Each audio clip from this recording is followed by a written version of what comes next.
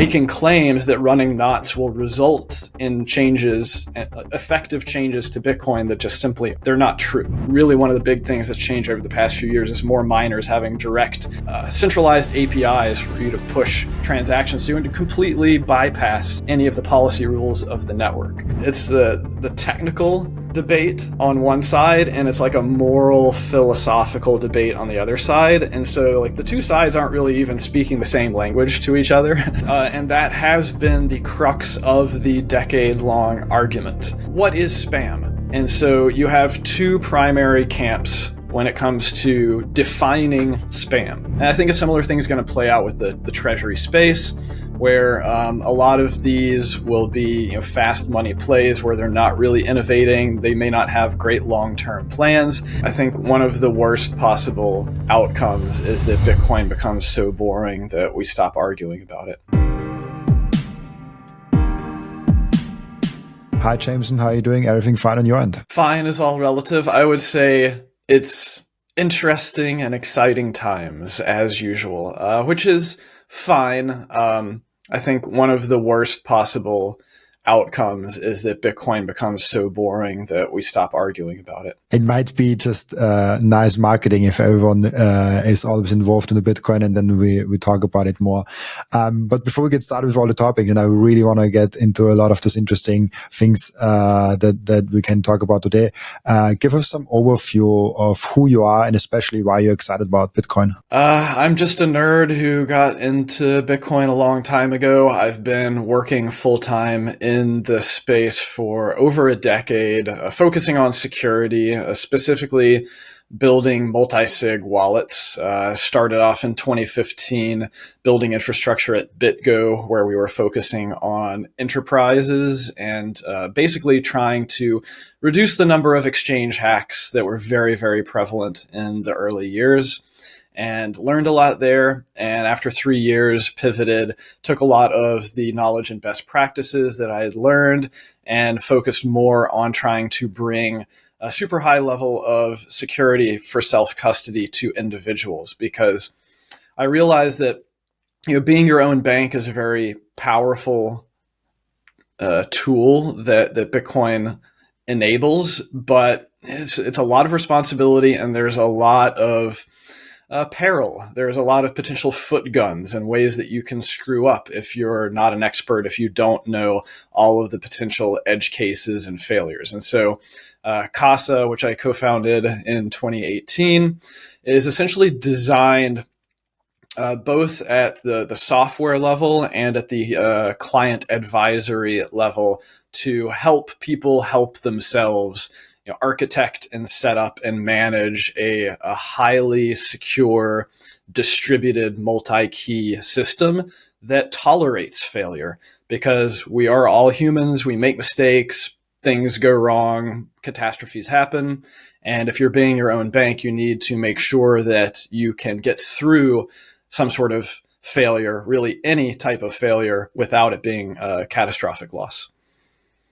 Yeah, this is the whole thing. Like I think sometimes with self-custody, I mean, there's a lot of interesting topics in there, but I think there is many failures that you can make, even if you are well aware in the space. But I see actually a lot of people getting into self-custody because they heard they should get into the self-custody, but then they don't do the homework of educating themselves. And I've talked with some friends and they're like, oh yeah, I do self-custody. And I'm like, okay, yeah, like, what are you doing? And I was like, oh, please, like, get better things going, because like, I think, we would be shocked if we review all the self-custody setups that people have on how weak they are. This is just my personal kind of viewpoint that I saw with friends and people that kind of around me that share those informations with me. So it's a very small bubble, but I have a weird feeling that's kind of representative of the mainstream of people that have self-custody.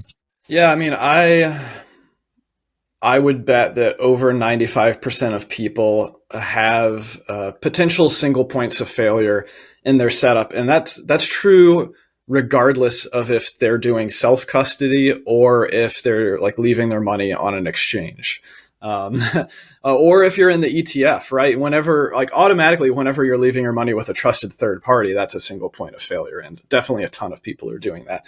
But that's really what we do. And that's why it's not just about our software. Like our software as a wallet is actually intentionally limited in what it allows you to do, because we've determined that a lot of the functionality that the Bitcoin protocol offers is actually dangerous. And so we kind of build in guide rails so that there's a limited set of things that you can do when you're interacting with your keys and your funds within our wallet. And then, of course, the advisory part of it is also very important, of actually talking you through decisions. Whenever you're doing a wallet setup and trying to figure out key management, there's always many different decisions, and each of those decisions has trade-offs, and usually the trade-offs are between convenience and security. And we just want people to understand what those trade-offs are, because if you don't have some sort of expert to talk to, and you're not going out there and spending a lot of time doing the in-depth research, you may be making decisions without fully understanding the consequences. And I think, are you Austrian? Is that correct? Yes, I'm Austrian. So not only economically, but also actually living here. Yeah. And so while our app is currently in English, we also have client advisors who speak Spanish and German. And so a lot of people are more comfortable speaking in their native tongue about more advanced concepts like this, and really about anything that is potentially this important to their life. Yeah, especially. I mean, I'm maybe a special case because I speak 99% of my life English, because my girlfriend speaks English with me, and my whole podcast and everything is English. So outside of a few friends and my family, everything is English. So most of the time I speak English. But yeah, that's for sure. It's very important for the native language. Maybe let's come to the thing that we've talked about before already. That podcast started. You called it what? Suit Summer, something like that. Suitcoin Summer, yes. The Wall Street and institutional adoption level. It's super interesting. What do you mean by that, Suitcoin Summer? Well, essentially what we're seeing happen this year, especially with a lot of the heat coming off the regulatory side with the administration change in the United States, is just a lot more traditional financial engineering and bridging of Bitcoin with the traditional finance world. So, we've seen just an explosion in these Treasury company plays.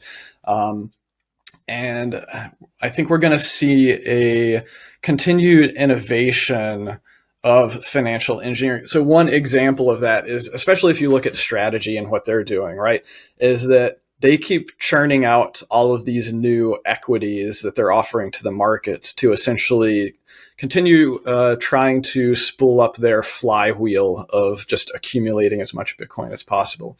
And so I've kind of noted some parallels where in the very early days, and one reason why a lot of people hated on altcoins is that they tended to be a play for someone to launch an altcoin to enrich themselves with Bitcoin.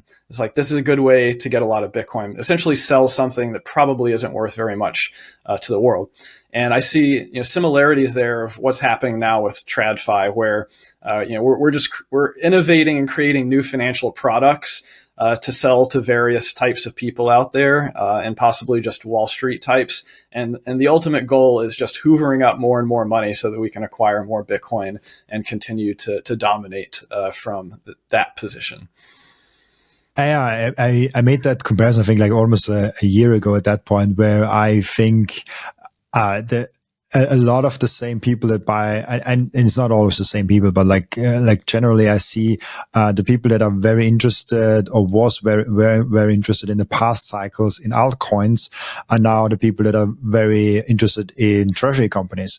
And this again could just be my small personal bubble, but this is just something that I saw, that people that are previously very interested in altcoins, maybe making with them more Bitcoin, are now interested in treasury companies. I like it a little bit better than altcoins because at least it's in the Bitcoin ecosystem. At least Sure. it's like kind of in the Bitcoin ecosystem. And at least, like, I don't know about all treasury companies because there are 150 now of them. At least they have some actual business. Well, some of them do. It is concerning that a number of them are kind of zombie companies, but I expect this is one of those things where the market will sort itself out. Most companies fail within a few years, right? So I expect that this will be no different. If you look at any adoption cycle or call it like a new trend or new narrative that's happened over the years, whether it's like ICOs or NFTs or what have you, it's usually like 95, 99% of those are junk and fail, and they were basically fast cash grabs. And then maybe 1% or some fraction of a percent is actually like legitimate value creation. And I think a similar thing is going to play out with the treasury space, where a lot of these will be fast money plays where they're not really innovating. They may not have great long-term plans, and they will probably... A number of these companies will find themselves struggling to retain relevance, and their MNAV is going to drop really low. And then the bigger treasury companies that have better strategies are going to consolidate and scoop them up at a discount. Yeah, I'm also a little bit concerned about the image of treasury companies, just because if, like, for example, like even if we break it down to like a very small level with me and my podcast, maybe with me and Microseed, and we've co-founded, where what you do is basically we have profits, and then those profits we just invest in Bitcoin because this is our savings technology, and we don't do any financing, no loans, no publicly traded, like nothing of that. Like just me and my podcast, and so this is also a Bitcoin treasury company, but it's a very different Bitcoin treasury company than all the other ones. Yeah, no, I mean, it's the same thing with Casa. Casa has accepted Bitcoin since inception, and, we probably only have single-digit percentage of our clients that pay us in Bitcoin, but the ones who do, we don't sell it. We eat our own dog food, and we manage our own treasury using our own software and services. And we've actually been approached by banks and stuff who want to turn us into a public treasury company. But I think that what they're looking for is just that pure asset play, and we're basically like, no, we're a real business. We have subscriptions, we have recurring revenue. We don't want to be valued based upon just the treasury. Yeah, and the whole business case shifts. It's a new business at that point that you're kind of onboarding, and this can also kind of be bad for the existing one. So I always like to make that distinguishing between there's treasury companies and there are treasury companies that have fiat games and they're just like saving in Bitcoin. For me, it's interesting what you see is kind of like the implications of that. Is that just something natural that like will happen? And like, of course, companies now coming and they're trying to do fancy fiat games in there, or like, do you see any further implications of that Suitcoin summer? Well, I mean, I think we're also going to see a lot of the altcoin mania bleed into Suitcoin stuff, right? Because it's just another iteration of the same thing. Buy my bags. I think a number of these altcoins are kind of struggling because we haven't seen the return of retail in many years. And so since I think a lot of altcoins really thrive upon needing retail hype and FOMO, now they're trying to figure out, is there any way that we can cash in and leverage off of the institutional trend that is happening? And that, I think, it remains to be seen. Obviously we're seeing a lot of like Trump organization stuff happen around that, but I think a lot of the major altcoin ecosystems are trying to do similar things, and I don't know if it's going to work out as well. I think that there was a company that like in the past week announced a Dogecoin Treasury, and I think their stock dropped like 40 or 50% right after doing that. So hopefully that's a sign that it'll be a bit healthier this time around. I just hope that my most positive hope for Bitcoin treasury companies that do fiat games is that altcoins just die out, because those who want more Bitcoin and want to do like leverage things and stuff like that, they just go to treasury companies and do it in the Bitcoin ecosystem and just don't even go to there's always going to be some segment of, call it degen gambler population that's going to be seeking out the extreme end of the risk curve and hope that they can basically, win the jackpot. Yeah. And I don't have anything against like the meme coins that are like labeled as meme coins, because like you bought into a meme coin, they're advertising it as a meme coin, like it's completely on you. A problem I have with those altcoins who say, oh, we are money and like we will overtake Bitcoin, like we are this nice network. That's where I'm like, yeah, that's fraud. Like it's false advertisement at least. Yeah. Well, things get weirder. Like one thing I've noticed with the suit coin play is it's illegal for you as a representative of a publicly traded company to make forward based predictions of what like the price of your equity is going to be. But apparently there's this massive loophole that, Saylor is exploiting, and I expect a lot of the altcoin treasury companies are going to exploit as well, where you can have your company that's a treasury-based company, and it's completely legal for you to make forward-looking price predictions for the actual crypto asset that your company is pretty much directly priced based upon. That's an interesting observation. I guess I've never thought about that, because, Saylor himself said it in multiple interviews that he would not be allowed to talk about the price of his own stock because it's a security. But with Bitcoin, he can talk about it. So like I've heard him say that at least 2 times already. It's an interesting. I never thought about that, that they kind of like, they are connected to Bitcoin. And in that way, you can actually talk like, hey, like this is the price of Bitcoin are going to be. Just type it in. This will translate to strategies one-on-one. Yeah. And I really don't I don't like anyone who makes future predictions about the price of Bitcoin. I've said for many years that Bitcoin as a system was never designed to guarantee any sort of like appreciation in the exchange rate. There is no guarantee that the price of Bitcoin goes up. The only guarantee that we basically have is that central banks and governments are going to continue debasing their own currencies.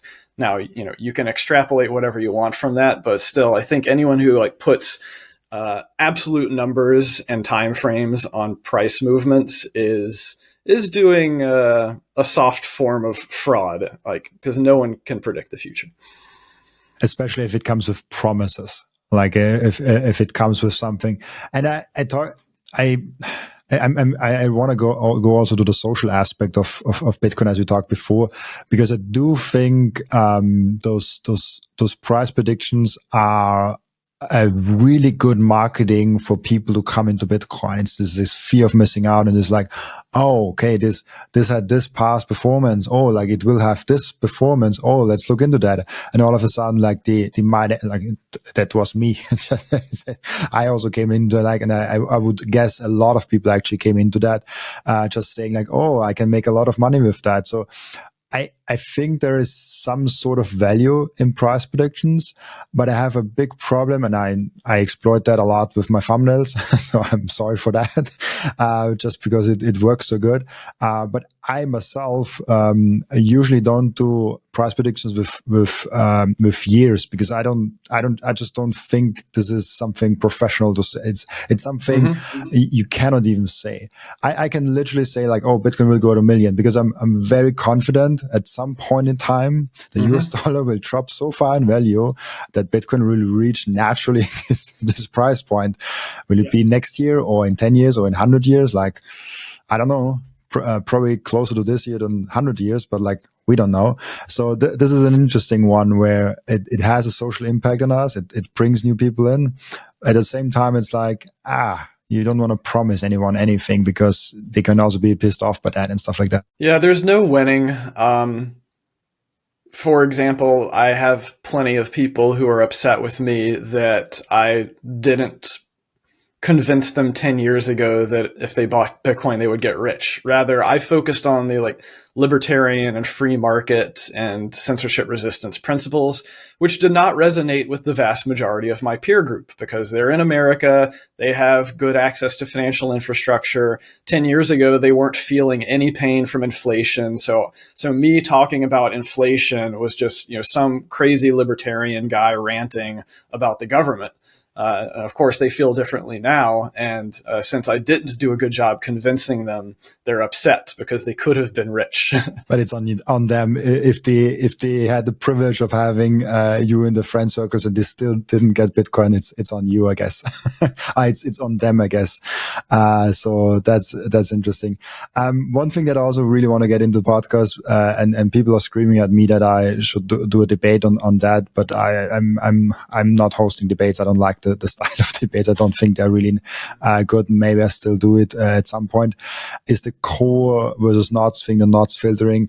I don't know how I've seen you, I think, on Twitter also engage in that thing, but I was just shocked how massive this whole debate is. And I think you also said that you are kind of shocked how long it's already been. For the people that maybe don't know what we are talking about, maybe you can briefly explain what core and knots and the whole filter thing is. Yeah, so the first thing to note is that this is not new. This has been simmering as a debate for over a decade. There's actually a really good 2 or 3 hour long deep dive that Ava Chow, who's one of the Bitcoin Core developers, did this live stream 2 or 3 months ago, going through the 10-year history of it. But the short version is that it has always been possible to inject arbitrary data into Bitcoin transactions, because Bitcoin is programmable. It has a programming language. It's an extremely limited programming language. But because of the flexibility that the programming language provides, it's enough flexibility that people can be crafty. They can be creative. They can find ways to shove arbitrary data into transactions that the Bitcoin protocol itself just kind of ignores. And so they're valid. And then those transactions can be broadcast around the network. They can get confirmed by miners into blocks. And then you can use other software to interpret that data in those transactions. I tend to call this meta protocols. This is where a lot of what we saw 2 or 3 years ago with ordinals, for example, really fits well into this, where you'd have to run a Bitcoin node, but then you'd also have to run this other ordinal software to be able to extract the data and see the images and the tokens and stuff that they were creating. And that upsets a lot of people who think that Bitcoin should only be for money and not for anything else. And this is where we have the crux of this massive debate is that I would say most people on both sides would prefer not to see image data and other tokens and stuff in the Bitcoin protocol. But if you want to stop that, it becomes this relentless cat and mouse game of trying to change the rules of Bitcoin. Every time you see a new creative way of shoving arbitrary data into the protocol, add a new rule to restrict it and prevent that from happening. And basically, the overwhelming majority of developers who work at the protocol level are not interested in playing that game because they see it as an unending game that will just take a lot of their time and resources to continue playing forever. Because if you're making changes to the Bitcoin protocol, it's generally like a 6-month, if not longer, process to get those changes in and then rolled out. And then the entire ecosystem has to actually download and update the software. Whereas the people who are playing these meta protocol games, they don't have any sort of time-based release restrictions. They can come up with something new in a matter of hours or days and start using it. And that's like one of the mismatches between like the two different sides playing that game. But in short, this has kind of magnified over the past few years. And so whereas for many, many years, it was basically Luke Dasher kind of on his own little island, maintaining his fork of Bitcoin Core, which is called Knots, and most people just not paying much mind to it. They've managed to pull in a number of other people who are supporting the idea of Knots and running it. And look, that's fine. Like anyone can run whatever software that they want. What I find most annoying about it is that I believe that it's reached a point of delusion in that a lot of the narratives around people who are saying you should run Knots because they're then making claims that running Knots will result in changes, effective changes to Bitcoin that just simply they're not true. Because they're talking from a strategic perspective about implementing these filters at the policy level. And policy basically affects how transactions relay around the network, but it does not change what transactions are valid and can be included into blocks. And once again, there's this mismatch between the two different sides in that the people who want to route around a filter, if they are economically incentivized to do so, they can build other tools. They can use aspects of the Bitcoin network like Libra Relay, which are very open and permissive in what transactions they accept and relay, or they can go directly to miners. And that's really one of the big things that's changed over the past few years is more miners having direct centralized APIs for you to push transactions to and to completely bypass any of the policy rules of the network. So we're at this phase now where it's the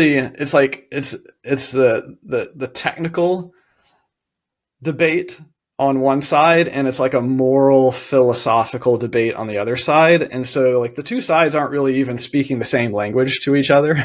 And I don't know how long it's going to keep going on because it's not clear that there is a point at which the like Knots/filters side will finally admit that none of their strategies are working and going to work. Why do you think is this whole thing coming up now? As you said, it's been around for a longer time, but now it seems like it's a more popular topic on podcasts. It's more on Twitter. Like I've made a tweet about it. I told you before. I'm of the opinion that we just need more nodes. Like I just think we need more people to run full nodes. So getting to, I don't know, hundreds of thousands, maybe even like over 1 million Bitcoin full nodes is for me more important than what implementation they're running. We need more people to actually defend the network. But I was just writing like what is the whole thing with Bitcoin Knots and Co. And I asked Grok, and then I had just like this thought of like me just interacting with Grok, and it had like over 200,000 impressions, which for me, having, I don't know, not even like around 20,000 followers, which is huge. And I was like, oh, why are people interested in that? Before I write with Grok in private, I'm just writing it with it publicly. And I almost got attacked just asking questions. Like I'm not even on any side yet because I'm just not deeply on there. What I also discovered was like it's mostly the same thing. Like it's their implementations are not that different from each other. Like it's yeah. What I heard, like mostly the same implementation. Yes. So there are many different Bitcoin implementations, but Knots is based off of Core, so it's like 99.9% the same code. Um, why is this narrative and discussion dominating conversation? I would say it's primarily because it's a lot easier for the average person to get hooked by. So, those of us who are deep in the technical space, we would much rather be talking about things like covenants, CTV, scaling, actual improvements to the Bitcoin protocol that would give developers more tools to build more powerful second layer solutions that can offer things like better scalability, better privacy, so on and so forth. But I think that this is dominating the conversation because it's a lot lighter on the technical aspects. And when you try to make it about the technical aspects, the people tend to completely dismiss any of those facts. So it's a much easier conversation, I think, to go viral and get engagement. And that's why podcasters are talking about it. That's why the head of marketing at Ocean is leaning so heavily into it, is because it works to get engagement. And we'll see how much stamina this thing has. It does feel like they're kind of drawing a line in the sand with the Bitcoin Core version 30 release, which will probably happen in the next month or so. And who knows what will happen after that. Maybe some of them will rage quit or pivot or move on, but I suspect that it'll just be a continual pushing of the goalposts. Is there some sort of danger to some splitting of the of the Bitcoin network? Anything similar to what we saw in 2017? Yeah, I mean, that's another thing that is very annoying about this, is that they're actually not intending to propose consensus changes. And this is what we've been saying for months, is that, look, if you want to actually enforce what you believe should be the rules to not allow arbitrary data, then you have to actually do it at the consensus level. You have to prevent the data from getting into a block. You have to reject blocks that have that data if you actually want this to affect any sort of real change. And going down the policy route is just simply not effective. And they don't seem to be willing to do that. And it's, I think, logical not to, because I don't think it would end well if that sect, that subgroup of people, tried to fork off. I think that they simply do not have the economic relevance and power, the technical capability to get all of the infrastructure and ecosystem together.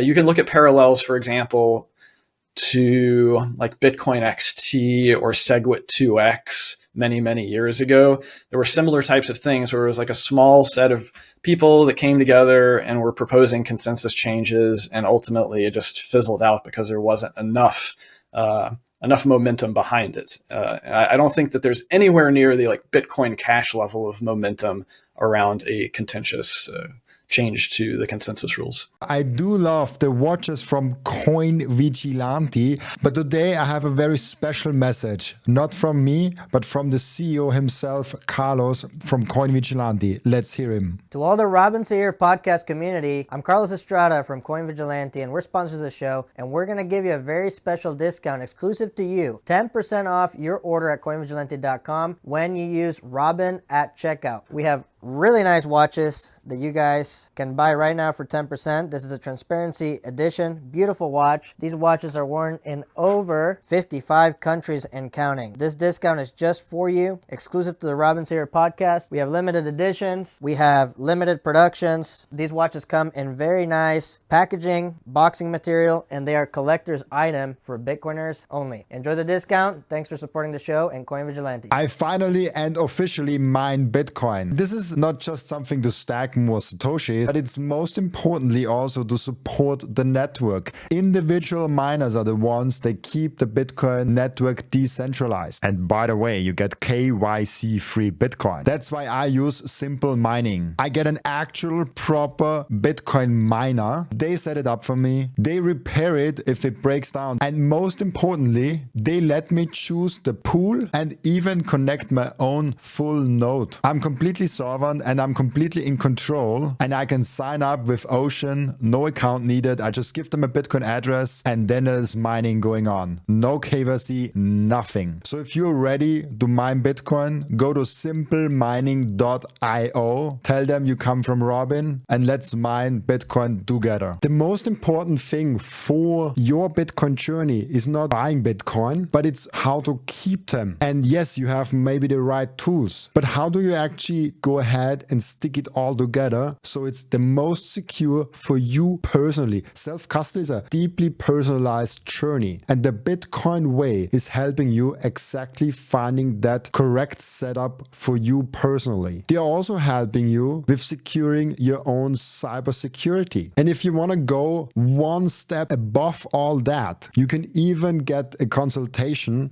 for a Plan B residency. Go to thebitcoinway.com/Robin and you will get a 30-minute free consultation. I want to tell you about something very special to me. It's called Microseed. If you hold your Bitcoin in self-custody, and you should, you know how critical it is to secure your seed phrase. You should not have them on paper. You should not have them on anything else than titanium. With Microseed, you can engrave your 12 or 24 word seed phrase, the entire seed phrase, onto a 1-inch small washer. Yes, just one washer. All 24 words on that one washer. You can hide that thing everywhere. And even better, you don't need to buy a new kit every time you have to get a new wallet. You can make unlimited backups because Microseed is not selling the washer. Microseed is selling the device that stamps the washer. You get the full kit with the device, with the washers, with the hammer, with everything you need to get started today. And you can make with that unlimited amount of backups. Go now to microseed.io. Again, that's microseed.io to get your last backup tool you ever need. Is then knots mostly, and I will probably just with asking that question piss off a lot of people, but is it an emotional distraction, or is it somewhat also helpful to maybe get more people to pay attention to full nodes? It can be both. I definitely think it's heavily emotionally charged, and that's why it's very frustrating to have calm, rational arguments with people when they're screaming about things like child porn. It's like, it's really jumped the shark with regard to that stuff.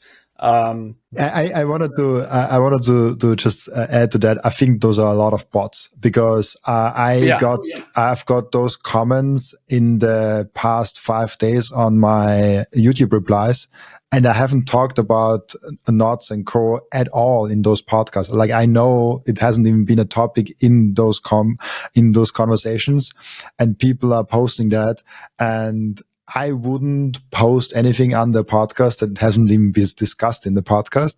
So my assumption is that there are some bots, but like there's always some bots. Maybe it's also really people that are really passionate and just want to put it in. Yeah, it's some of both, but there's definitely a lot of bot activity. I actually just posted a tweet like right before we started recording where I posted a screenshot of several bots that have showed up in our replies, and I have a Turing test actually that I reply to anyone that I suspect of being a bot, and those screenshots are showing definitive proof that these are like stupid LLM bots that aren't actually capable of engaging in rational conversation. They're clearly designed to disrupt discourse and to change people's perception of, I think, the actual interest level and support for that particular narrative. Super interesting. I've heard something and it stuck with me, and I think it's a really interesting point, maybe also a really good point, that we already have a filter in Bitcoin built in, and it's called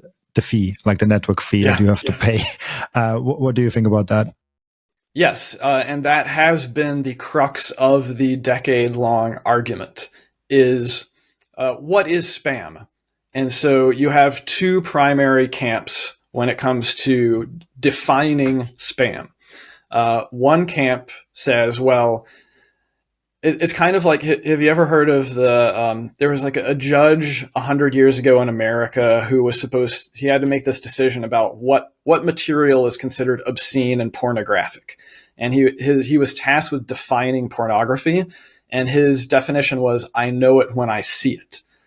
And it's the same sort of thing with spam, where they're essentially like, look, I know it when I see it. Like when you see a JPEG or some random token JSON being put into Bitcoin, that's spam because Bitcoin does not interpret that as anything. It is not relevant to Bitcoin. It's just people who are taking advantage of attributes of the Bitcoin protocol, network, infrastructure, what have you, and building on top of it.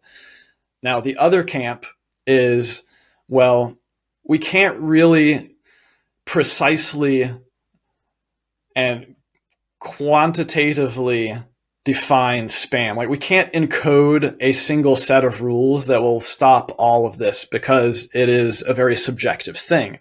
And Bitcoin is an objective rule-based system. So that's one of the big disconnects. So the other side is basically like the only objective thing that we really have is the economics.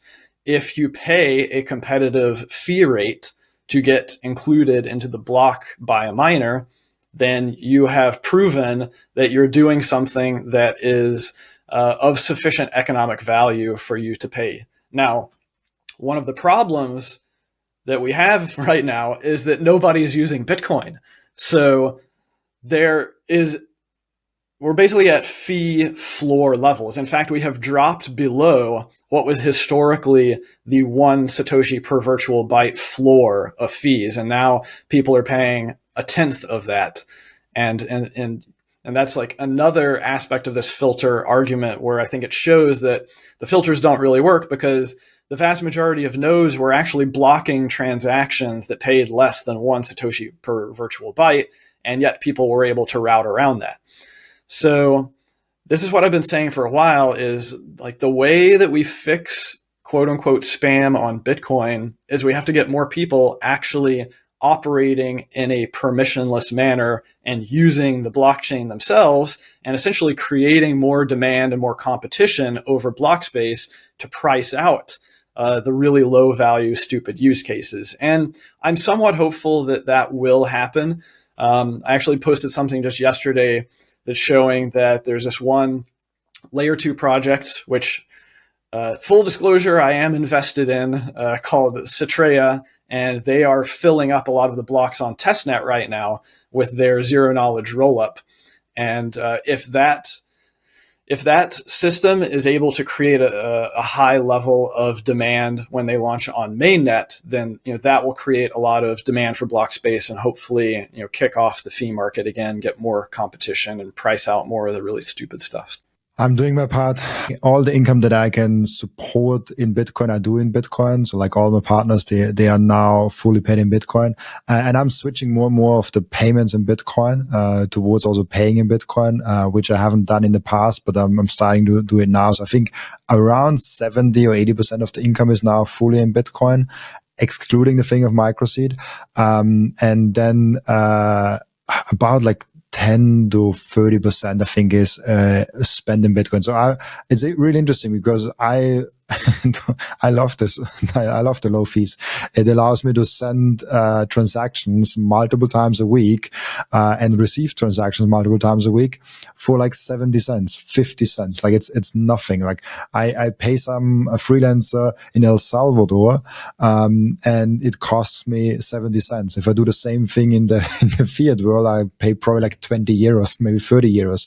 They also have to pay something on their side. So I personally am right now, even though I think it's not good for Bitcoin long term, I think also the fees will naturally rise long term. But right now I'm enjoying the roll around in the on-chain for no fees at all.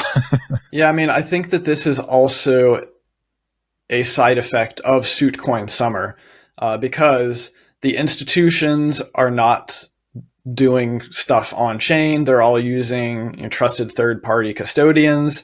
And so any settlement that they're doing is happening off chain. They're not creating demand for block space. And because we haven't seen the resurgence of retail interest, retail is not really using the chain very much either. So I don't know. We need more use cases, maybe better narratives to get more people into self-custody. This is the battle that I've been fighting for 10 years is really, I'm fighting against human nature. Human nature tends to be prioritize convenience at the expense of almost everything else. And if that happens with Bitcoin, it's actually bad for Bitcoin as a system. If everybody decides to trust third parties, keeps their Bitcoin on an exchange or an ETF or what have you, that actually introduces systemic risk and a lot of weakness and potential for capture to Bitcoin as a system. Yeah, it's the same thing that Daniel and I always talk about that, where we talk about a Bitcoin versus bank coin. And there's this small fear of mine that if we don't have enough people caring about the freedom aspect, so I always describe there's like the wealth aspect, there's the freedom aspect, and then there's the community aspect of Bitcoin. And the freedom aspect, if you don't have enough people that run their own full node, do self-custody, and do the important work to care about freedom, we might end up in a future where we have Bitcoin, but it's actually a bank coin. And yes, we have number crop technology. We're all rich, but we have none of the advantages of the freedom aspect of Bitcoin. And we just ended up having a second gold standard, and we don't really have anything else. There is some concern of mine that because the convenience is so big. So I don't know. This is something where I'm like, it might, I'm just concerned about that people are too convenient and just go in those third parties and relax there and don't take self-custody and run their own full node, which is harder if you're used to the fiat system. Because a bank account is very much like exchange account. It's the same process. But taking self-custody is definitely different. So I support all self-custody solutions and providers and services because they are pushing for freedom. They're pushing for the right cause, like Casa. Yeah, that's why when people ask me, like, who are your biggest competitors, I don't list other Bitcoin wallets. I list the exchanges, the ETFs, the banks. That's what we're all really fighting against. Absolutely. And we need as many competitors as possible because we then have more people that fight on the same side. It's like, it's brothers in arms, it's soldiers that we are fighting on the right side and not, like those customers went to Unchain. Oh, this customer went to Casa. Like, yeah, who cares? Like they are both in self-custody, all on the same team.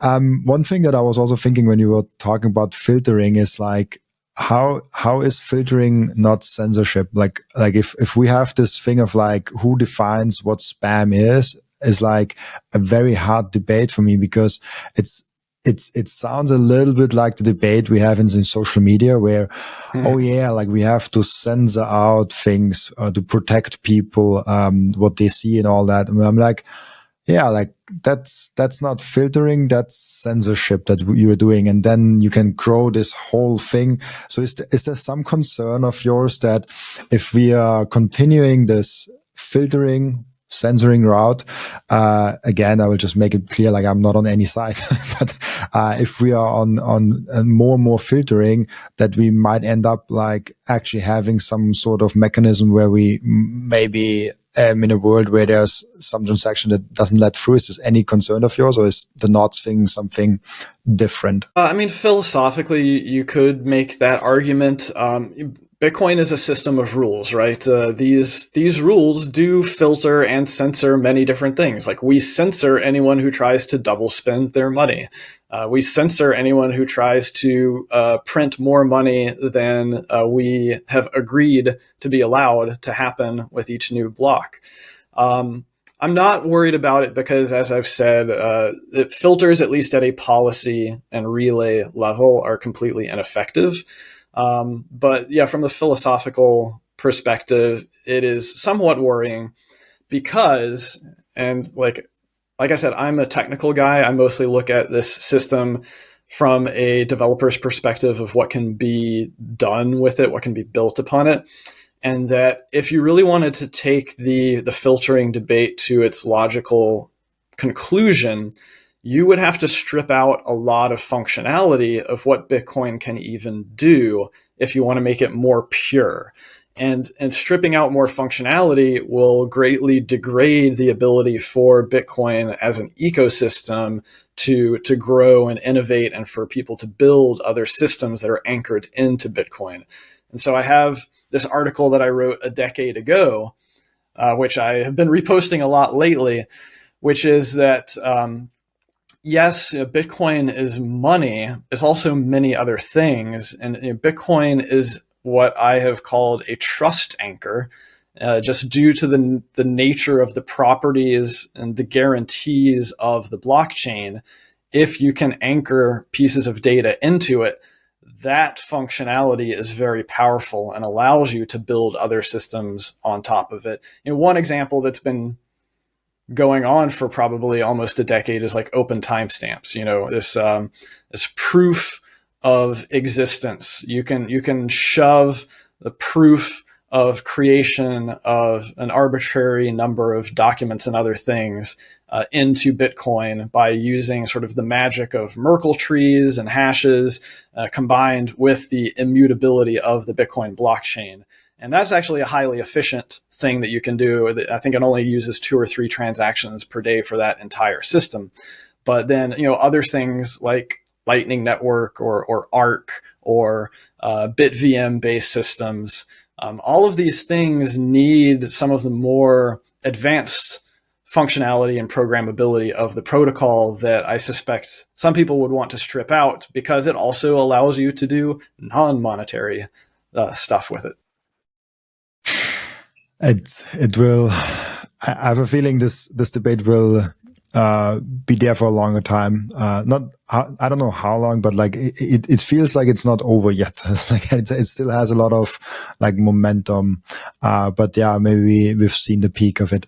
But it's been interesting how it rose out of nothing, seemingly, and it's now like very present everywhere, and it's like almost hard to not talk about it.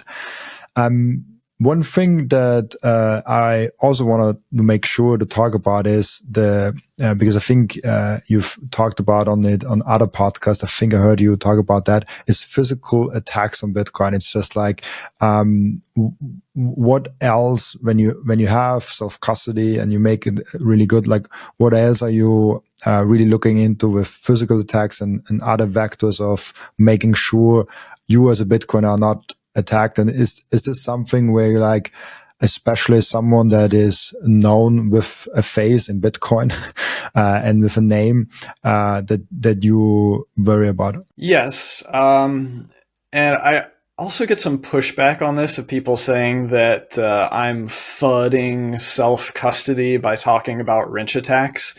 But I try to put these things in perspective, and I had a talk at Bitcoin 2025 in Vegas about this topic. And I started off with the disclaimer that this is an edge case scenario.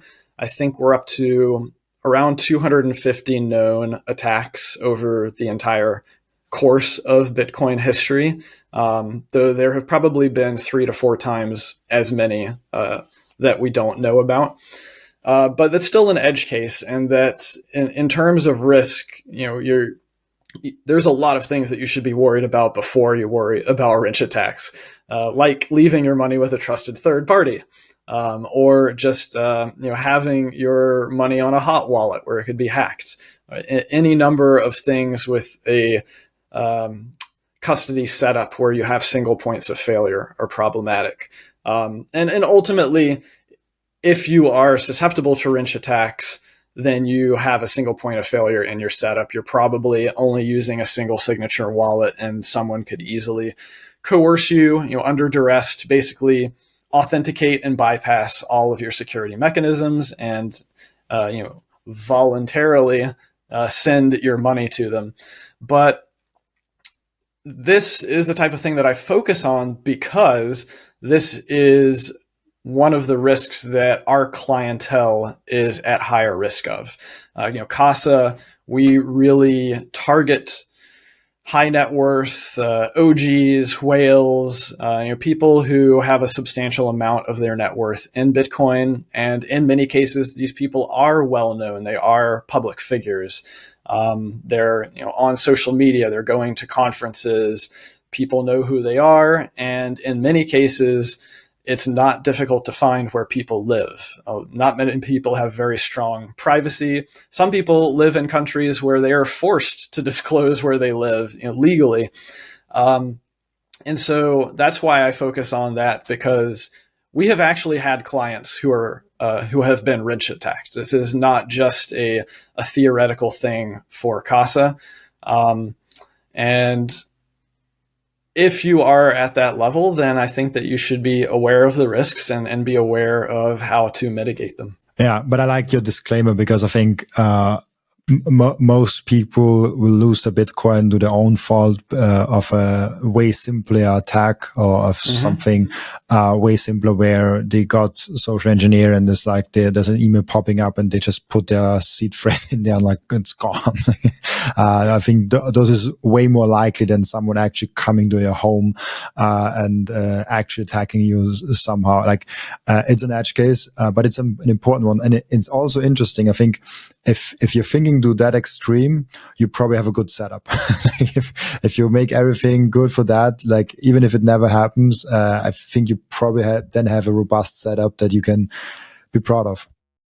Yeah, I mean, that's why I want people thinking about it, is because, something that we see very commonly when we're onboarding new clients, for example, people who have been in the space for a really long time, they probably set up a wallet many, many years ago and just left it alone. And there's a sort of, if it ain't broke, don't fix it mentality. There's also a big fear of ever interacting with your Bitcoin. I call this phenomenon Schrodinger's Bitcoin. It's as long as you don't try to spend your Bitcoin, you have not proven that you've lost access to it. Every time you try to spend your Bitcoin, you're risking learning that you screwed something up and you lost your Bitcoin. Because this was very much my experience when after I think 3 years of hodling and never touched it, finally decided to upgrade, and I've upgraded multiple times and many different solutions. My Bitcoin, which was really what if I learn now? I laughed because it was literally me after I think the first 3 years where I just did not touch it at all. I just had an address and just always put it there, never spend it.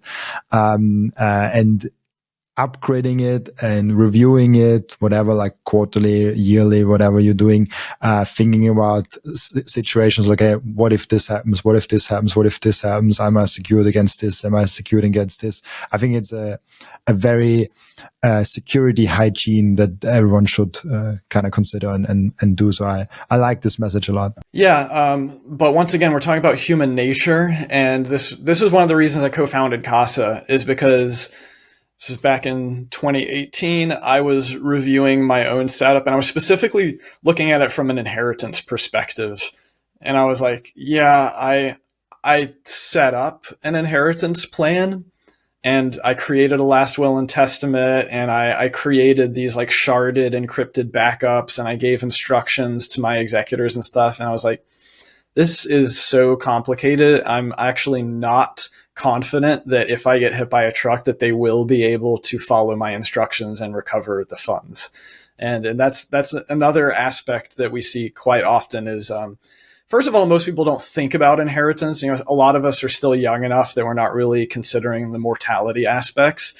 We have seen some trends where, as people they're getting older, they're getting married, they're having children, these major life events can sometimes spur on the realization that, hey, I'm not going to live forever and I should think about my family and how they're going to be taken care of. But even a lot of the people who then go down that path, they do something almost exactly the same as what I did, which is what we call the treasure map. and they rarely ever actually test it or train their executors. And so they're hoping that there are no single points of failure in their inheritance setup. And my favorite thing to point to is actually to understand the difficulty in creating a set of instructions that can't be screwed up. Go to YouTube and search for the peanut butter and jelly instructions experiment. And this is basically a game where you tell someone to write down the simple step-by-step instructions for how to construct a peanut butter and jelly sandwich. And then they give you the instructions and you interpret them adversarially and show how many different ways you can screw up something as simple as a peanut butter and jelly sandwich. Yeah, I will definitely look that up later because it seems like there can be only like 2-3 instructions with that, right? You'd be surprised. I asked each and every one of my guests that I knew on the podcast one question. The question is, what can we learn from you besides Bitcoin? Well, I mean, I'm a technologist by nature, so I try to stay on top of different trends. But I'm also a cypherpunk, so I talk a lot about privacy stuff, and it's all tangential to being a sort of sovereign, self-empowered Bitcoiner. Because while I'm a security professional, I think about security.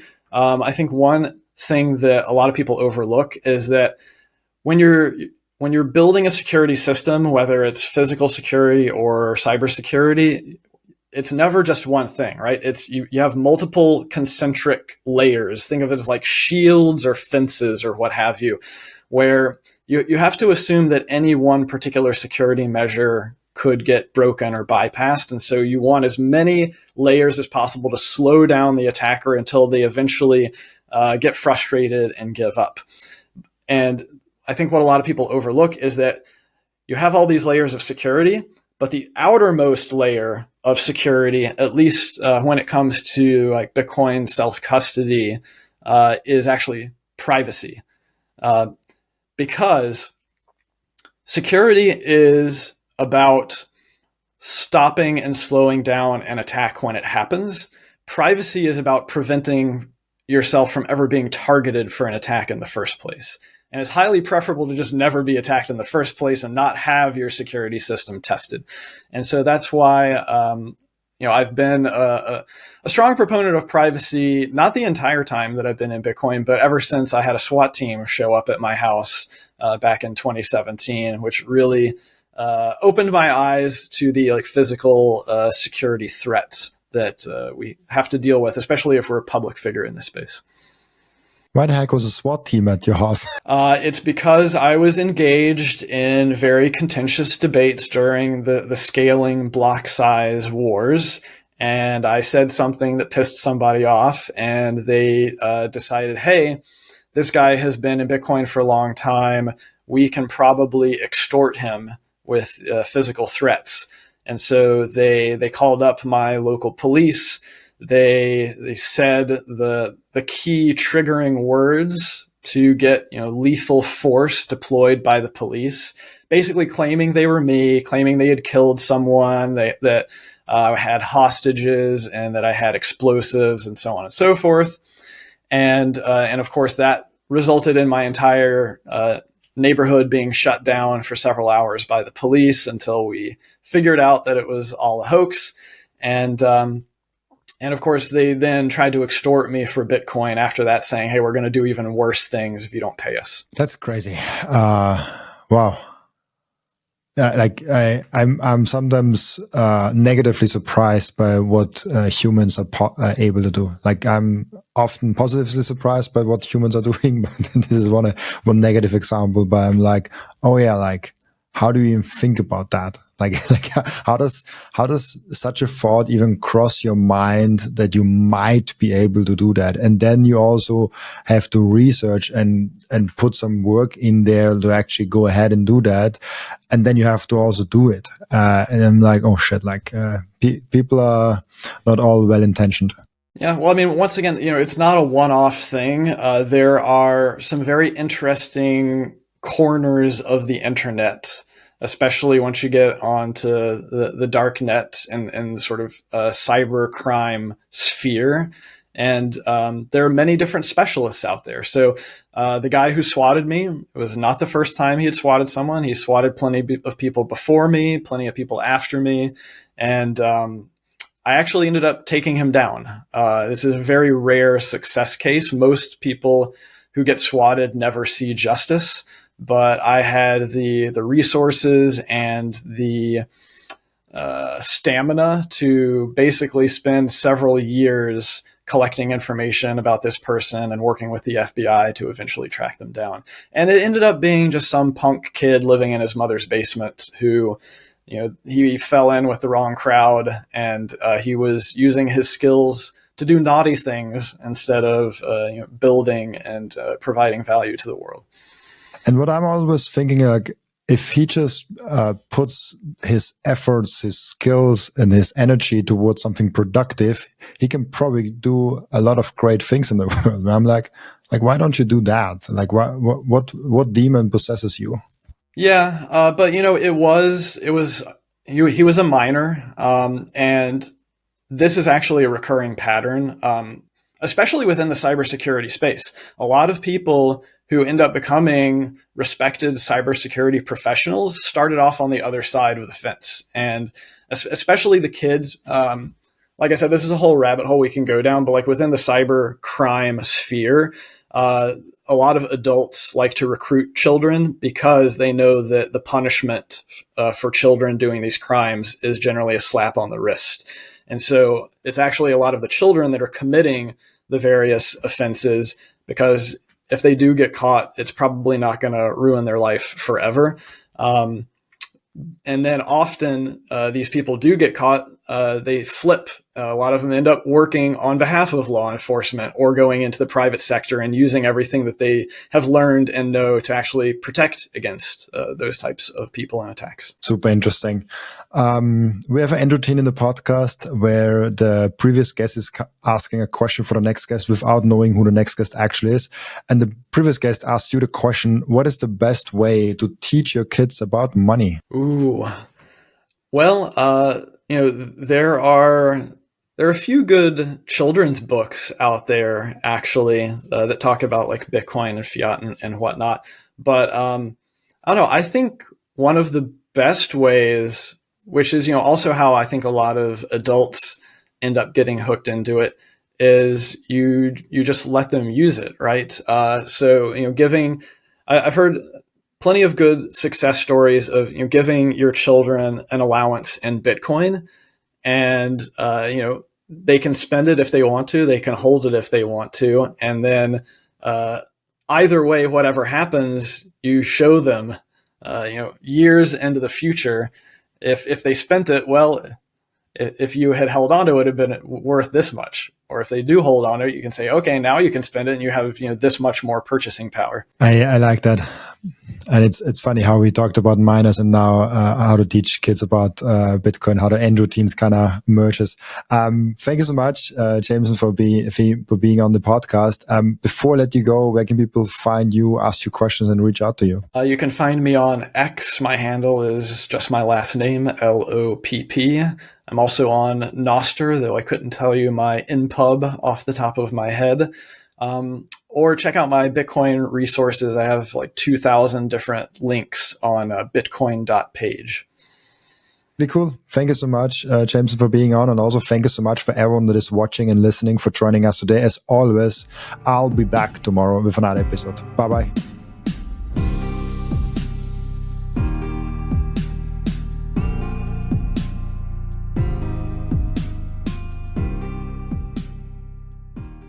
This content is for educational and entertainment purposes only and does not constitute financial advice.